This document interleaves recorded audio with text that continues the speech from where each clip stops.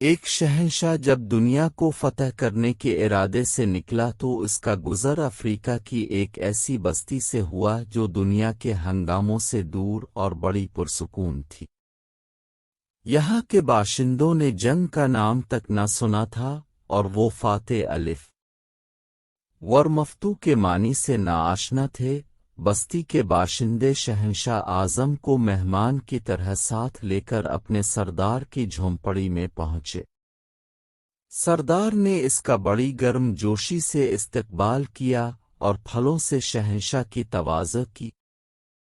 کچھ دیر میں دو قبائلی فریق مدعی اور مدعا علیہ کی حیثیت سے اندر داخل ہوئے۔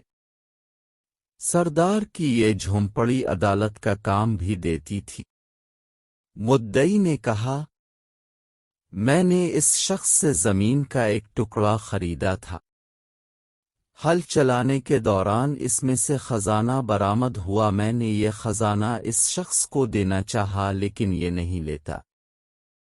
میں یہ کہتا ہوں کہ یہ خزانہ میرا نہیں ہے کیونکہ میں نے اس سے صرف زمین خریدی تھی اور اسے صرف زمین کی قیمت ادا کی تھی، خزانے کی نہیں۔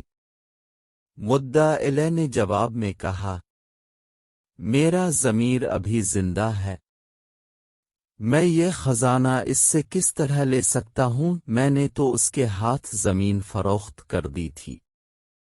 اب اس میں سے جو کچھ بھی برآمد ہو یہ اس کی قسمت ہے اور یہی اس کا مالک ہے، میرا اب اس زمین اور اس میں موجود اشیاء سے کوئی تعلق نہیں ہے۔ سردار نے غور کرنے کے بعد مدعی سے دریافت کیا، تمہارا کوئی لڑکا ہے؟ ہاں ہے۔ پھر مدعا علیہ سے پوچھا، اور تمہاری کوئی لڑکی بھی ہے؟ جی ہاں۔ مدعا علیہ نے بھی اس بات میں گردن ہلا دی۔ تو تم ان دونوں کی شادی کر کے یہ خزانہ ان کے حوالے کر دو۔ اس فیصلے نے شہنشاہ کو حیران کر دیا۔ وہ فکر مند ہے کر کچھ سوچنے لگا۔ سردار نے متردد شہنشاہ سے دریافت کیا، کیوں کیا میرے فیصلے سے آپ مطمئن نہیں ہیں؟ نہیں، ایسی بات نہیں ہے، شہنشاہ نے جواب دیا، لیکن تمہارا فیصلہ ہمارے نزدیک حیران کن ضرور ہے۔ سردار نے سوال کیا، اگر یہ مقدمہ آپ کے روبرو پیش ہوتا تو آپ کیا فیصلہ سناتے؟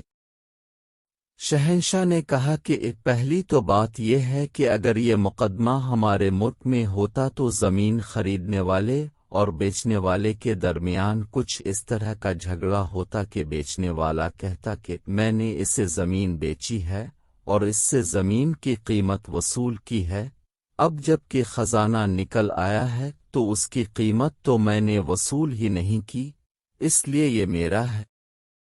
جبکہ خریدنے والا کہتا کہ میں نے اس سے زمین خرید لی ہے، تو اب اس میں جو کچھ ہے وہ میری ملکیت ہے اور میری قسمت ہے۔ سردار نے شہنشاہ سے پوچھا کہ پھر تم کیا فیصلہ سناتے؟ شہنشاہ نے اس کے ذہن میں موجود سوچ کے مطابق فوراً جواب دیا کہ ہم فریقین کو حراست میں لے لیتے اور خزانہ حکومت کی ملکیت قرار دے کر شاہی خزانے میں داخل کر دیا جاتا۔ بادشاہ کی ملکیت؟ سردار نے حیرت سے پوچھا، کیا آپ کے ملک میں سورج دکھائی دیتا ہے؟ جی ہاں، کیوں نہیں؟ وہاں بارش بھی ہوتی ہے۔ بالکل۔ بہت خوب۔ سردار حیران تھا، لیکن ایک بات اور بتائیں، کیا آپ کے ہاں جانور بھی پائے جاتے ہیں جو گھاس اور چارہ کھاتے ہیں؟ ہاں، ایسے بے شمار جانور ہمارے ہاں پائے جاتے ہیں۔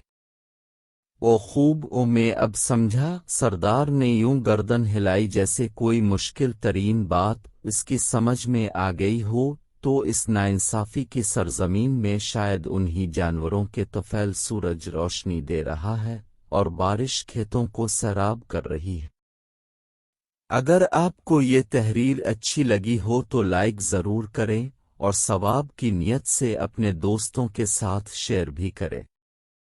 اگر ایسے اور واقعات پڑھنا چاہتے ہیں تو ہمارے چینل کو سبسکرائب کریں۔ اگر پسند آ جائے تو لائک اور فالو کر لیں۔ اللہ تعالیٰ آپ کو جزائی خیر عطا فرمائے۔ آمین۔ خواہش صرف اتنی ہے کہ کچھ الفاظ لکھوں جس سے کوئی گمراہی کے راستے پر جاتے جاتے رک جائے، نہ بھی رکے تو سوچ میں ضرور پڑ جائے۔